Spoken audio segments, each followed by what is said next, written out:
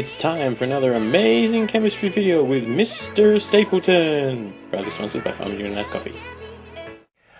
Hi guys, this is just going to be the first of some videos I'm doing, which is really just going to cover the basics of chemistry. So these are the videos which are really good to look at before you come into Year 12 chemistry, just making sure you understand some of the concepts which will be covered as kind of assumed knowledge. So for today, what I'm going to be starting off with is acids. Okay, so we're going to define what an acid is, look at some of the reactions it does, and talk about concentrated versus weak acids, so concentrated versus dilute, and weak versus strong acids, and also talk a little bit about ionization as well. So first of all, we need to know about acids. If we're talking about an acid, we normally refer to what's called the Lowry-Bronsted theory. And that theory, which came up with about the early 1900s, is that an acid is a proton donor. Okay? Now, what we mean by a proton is we're talking about H+. So anytime we're talking about acids and we're doing reactions with acids, we're going to be talking about a hydrogen ion. Okay, so an acid is a proton donor. So any of the common acids that you come across, something like hydrochloric acid, HCl, has a proton on it, a hydrogen. If you're looking at sulfuric acid, H2SO4. Okay, you've got nitric acid, HNO3. And you've got phosphoric acid, H3PO4. You see with all of those, what they've got in common is a hydrogen ion. Now, there are some different types of acids that you can encounter, okay? The first one are what we call mineral acids. So, all of these four that I've shown here are all examples of mineral acids, okay?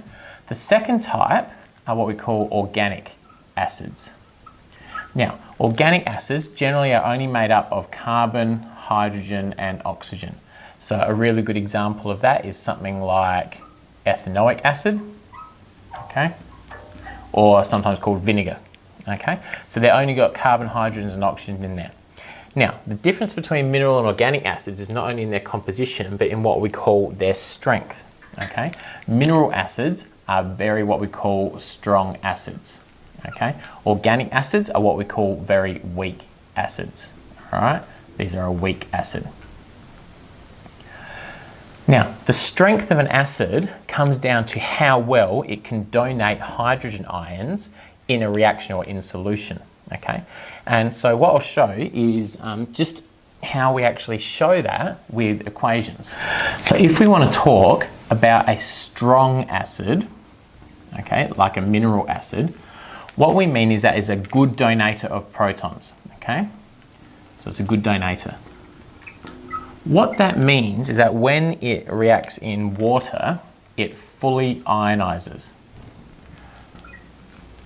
So what we mean by that is if we take an acid such as hydrochloric acid, which is a strong acid, if we put that into water, what happens is that hydrochloric acid, this hydrogen here, gets donated to the water, right? Because it's a very, very strong acid. And so we end up, and we're going to use some equilibrium arrows for this, okay? And equilibrium is a reaction that can go in both directions. So what we're showing here is that this reaction can go both ways. And this hydrogen gets donated over to the water. So the water picks it up and forms a hydronium ion, H3O+. And we also get some chlorine in there as well. Okay, now what that means, okay, I'll just adjust that so you can see that, sorry. Okay, what that means that if we're talking about a strong acid, okay, is that because this is very strong, it readily donates a proton or it fully ionizes in solution, is we have a very, very high concentration of hydronium ions in solution. Okay, what that equates to is a very low pH. So we're talking about a pH, around 1, 2, or 3. A low pH indicates there's a lot of hydronium ions or H+ ions present, okay, due to this strong ionization effect.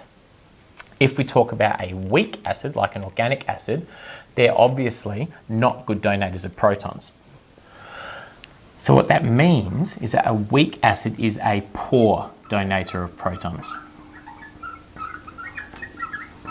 Okay, so what that means is it only partially ionizes in solution, and so you only get a very small concentration of H+ or hydronium ions. So if we take formic acid, which is what you'll find in ants, okay, this is what formic acid looks like. Okay, it's the most simplest organic acid you can have. All right. In solution, in water, what happens is that it only very weakly goes towards the products, okay? And it mostly stays as reactants to form your hydronium ions and the rest of it, which is the Form A ion, okay? So we get a very, very high still concentration of our reactants here, but not a lot of our products. So we don't tend to see these being as low a pH. So you're looking about 4, 5 or 6 for a pH in that one. Okay, so you can have two types of acids, which are mineral and organic, all right? And the difference between them is around the strength of them. You can have strong acids, which are very readily ionized in solution. What that means is they form ions, okay? And they readily do that, so you get a very low pH or high concentration of your H+. Or you can have weak acids, which are not readily ionized. They're poor donators of protons, and so they don't end up being very, very acidic, okay? The other things you can look at when you're looking with acids and bases is you can talk about whether they're concentrated or dilute, okay?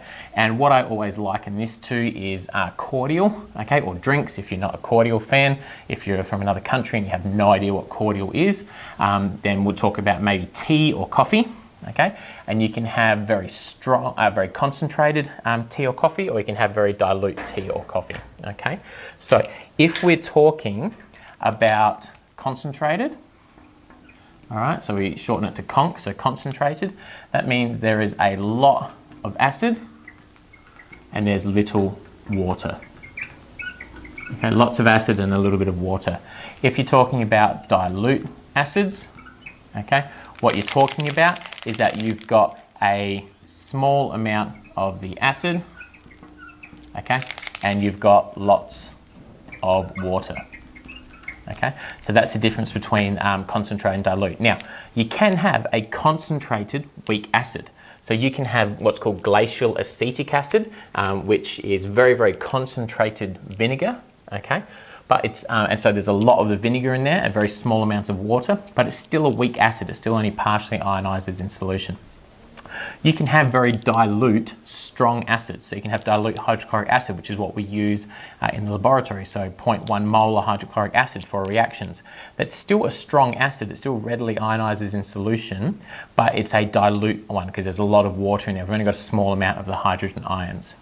Okay, so that's a little bit of an indication around acids and bases. Final thing I'll talk about is just what acids and bases do with indicators. Okay.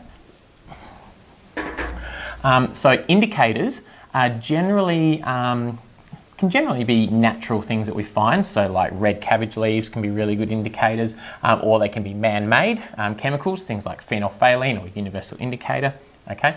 And we have some common colors that acids turn within these particular indicators, okay? So if you're talking about some indicators, and you want to know what colors the acids go, all right? The most common one is what we call universal indicator. So we use the term UI, okay? And it can be normally one of 3 colors, but they're normally the warm colors. So you can start with yellow, go to orange, and then to red if it's a really low pH, okay? So that's one of them.